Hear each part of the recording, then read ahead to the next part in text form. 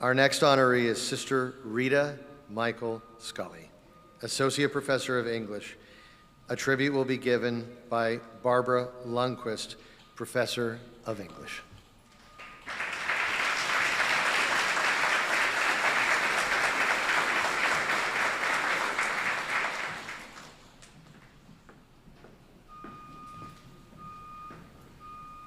It's bittersweet. The decision to retire from teaching after a storied career in the classroom at every level, from primary to secondary to higher ed, was one that Sister Rita made carefully, mindfully, and we might gratefully say slowly. The spring in her step belies her age. I don't know if this SSJ is here, but somebody right before COVID, when we were planning Rita's birthday, said to me, "She must be approaching 80. I smiled to myself and just thought, Rita is ageless. It may be fair to say that the spring in her step and her gratefulness stem partly from her having been a dancer, long before she was a sister. Rita studied dance for 14 years and even taught dancing lessons in her home while she was a senior at West Catholic. At age 13, and that might have been a little illegitimate, she danced for the World War II veterans in the Catholic version of the USO in Philadelphia. And she taught dancing after entering the community with elementary students or high school schoolers practicing for performances on the stage.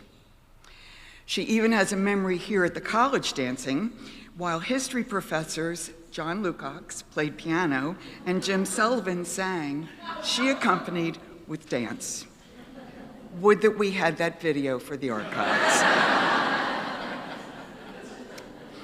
Sister Rita Michael began her life as Patricia Scully in the lovely borough of Narberth, PA on the Main Line. Perhaps living on the train line made her an intrepid traveler. For decades, she and Joanna Shaw Myers took CHC English majors for study abroad during winter intercession, and Sister Rita continued the practice on that for years after that.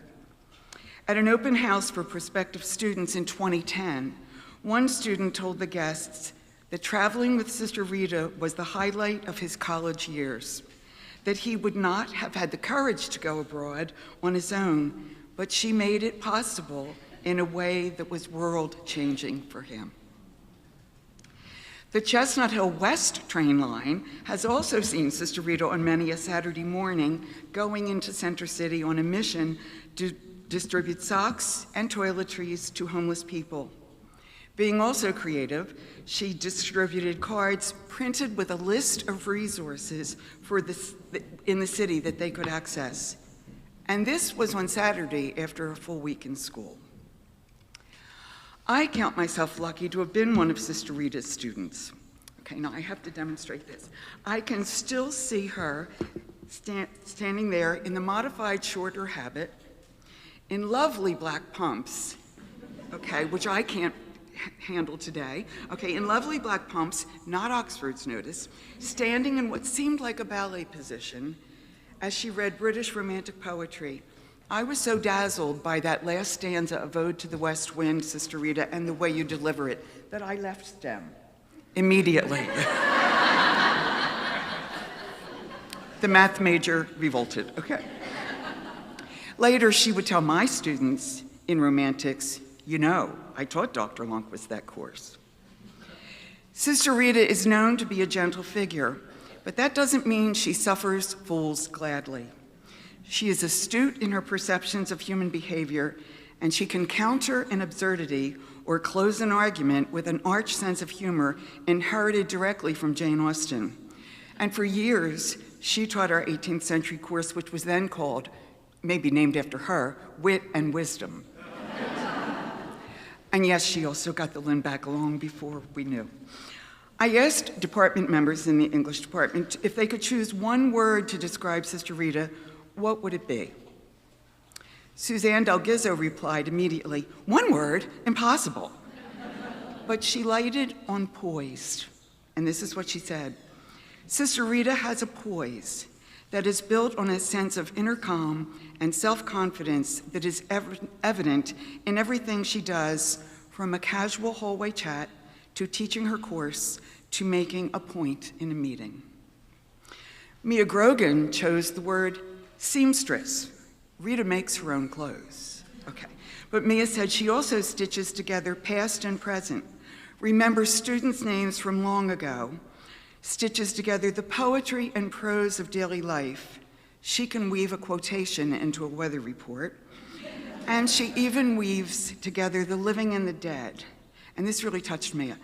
She prays to former groundskeepers, professors, and anybody who ever worked at Chestnut Hill for our current needs. So Bill Latimer, Chestnut Hill College is in good hands if Sister Rita's doing the praying.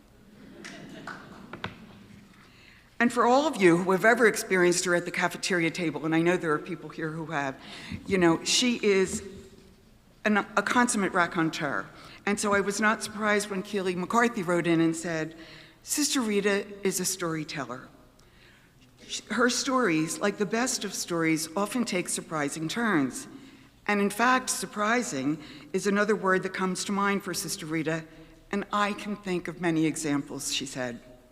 I can say that she's right, because I didn't know till yesterday about the dancing for the USO. But you might want to check out what Keely's examples are at the reception. My word, not really mine, but a word. My word might not simply be graceful or gracious, but graced. Sister Rita has loved her God, trusted in his grace every day of her life. I am reminded of the celebrated woman at the end of the book of Proverbs. Strength and dignity are her clothing, and she laughs at the days to come. She opens her mouth with wisdom, and the teaching of kindness is on her tongue. Oh, Rita, teacher, sister, friend, Chestnut Hill is far richer for your presence among us, and we're very grateful that you have plans for your emerita days right here in our midst. We love you.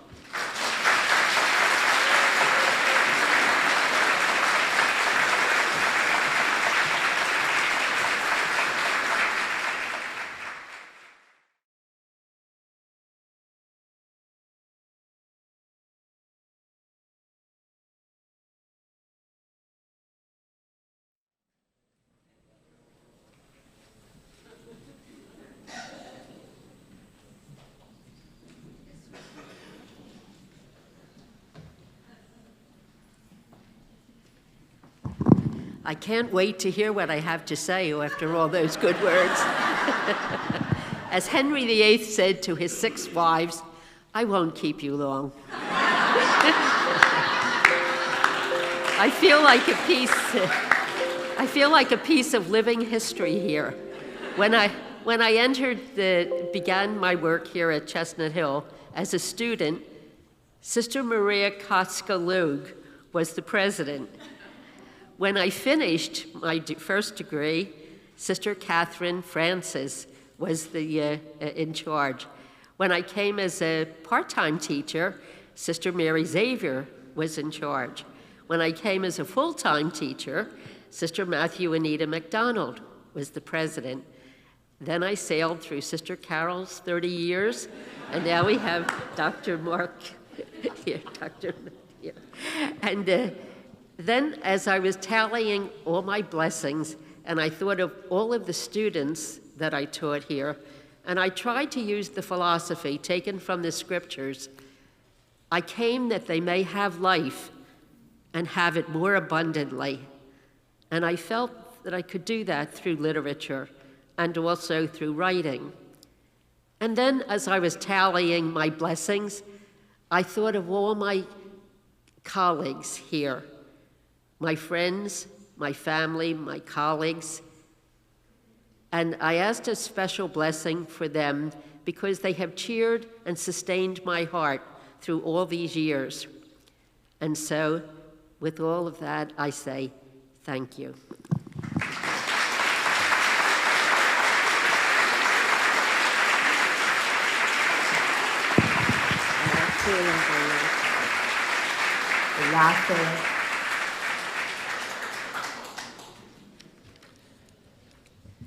I'm not sure how you follow that. I've been blessed in recent months that Sister Rita would come by now and again and chat with me about a variety of things, and it was always enormously fun. My quick anecdote would be, Bill, I just held an exam, and the average was 82. After 50 years, I think I'm finally getting it right.